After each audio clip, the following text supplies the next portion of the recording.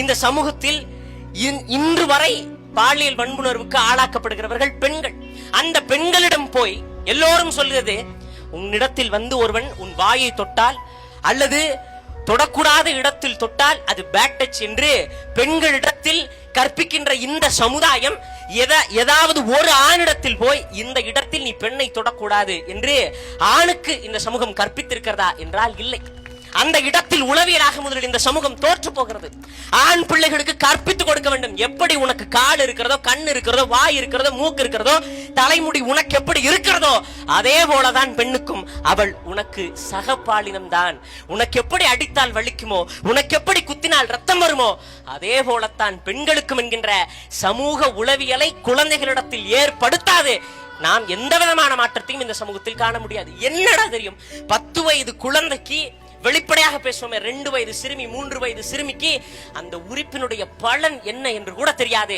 அந்த குழந்தையை ஒருவன் பாலியல் வன்புணர்வுக்கு ஆளாகிறான் என்றால் உண்மையிலேயே இந்த சமூகத்தில் இருந்து அப்புறப்படுத்த வேண்டிய அழுக்குகள். இந்தியாவிலேயே உச்சபட்ச அரிதினும் அரிதான வழக்கு என்று கருதப்பட்டது நிர்பயாவினுடைய வழக்கு. அந்த நிர்பயாவினுடைய வழக்கு தூக்கு தண்டனைக்கு கொடுக்கப்பட்டது, தூக்கு தண்டனை விதிக்கப்பட்டது. ஏன் காரணம், என்ன காரணம் அப்படின்னு பார்த்தோம் அப்படின்னா, சகிக்க முடியாத குற்றம். எப்படி அது சகிக்க முடியாத குற்றம் நீங்க சொல்றீங்க அப்படின்னா, ஓடும் பேருந்துல போய் வன்புணர்வு பண்ணிருக்கிறா, ஒரு தேசத்தினுடைய தலைநகரிலேயே பெண்களுக்கு பாதுகாப்பு இல்லையா என்று உலகங்கள் நம்மை நோக்கி கேள்வி கேட்கிறார்கள். ஆதலால் சகிக்க முடியாத குற்றத்திற்கு உச்சபட்ச தண்டனையாக மரண தண்டனை தான் வழங்க வேண்டும் என சொல்லி நிர்பயாவினுடைய வழக்கிற்கு மரண தண்டனை வழங்கப்பட்டது. எப்படி அங்கே ஒரு நிர்பயாவுக்கு நீதி கிடைத்ததோ அதே போல எங்கள் தேசத்தில் கற்பழிக்கப்பட்ட இந்த சிறுமிக்கும் நீதி வேண்டும். அவர்கள் தூக்கிலிடப்பட வேண்டியவர்கள். கேட்டா சீமான் மிகைப்படுத்தப்பட்ட கற்பனைகளை தான் பேசுவாரு. சுட்டுக் கொள்றதெல்லாம் நடக்காதுங்க, அது எப்படிங்க அப்படின்னு நீங்க கேட்கலாம்.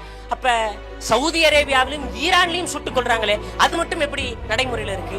உண்மையில் நான் சொல்றேன், ஒரு சமூக அச்சத்தை இவர்களுக்கு ஏற்படுத்தணும். என்ன மாதிரியான சமூக அச்சம் அப்படின்னா, பெண்களை தொட நினைக்கிறான், வன்முணர்வு பண்ணணும்னு நினைக்கிறான். யோசிக்கும் பொழுதே ஐயோ சட்டம் கடுமையாக இருக்கிறது, தண்டனை கொடுமையாக இருக்கிறது என்கின்ற சமூக அச்சத்தை அவனிடத்தில் நாம் ஏற்படுத்தாது இந்த பாலியல் குற்றங்களை நம்மால ஒழிக்க முடியாது.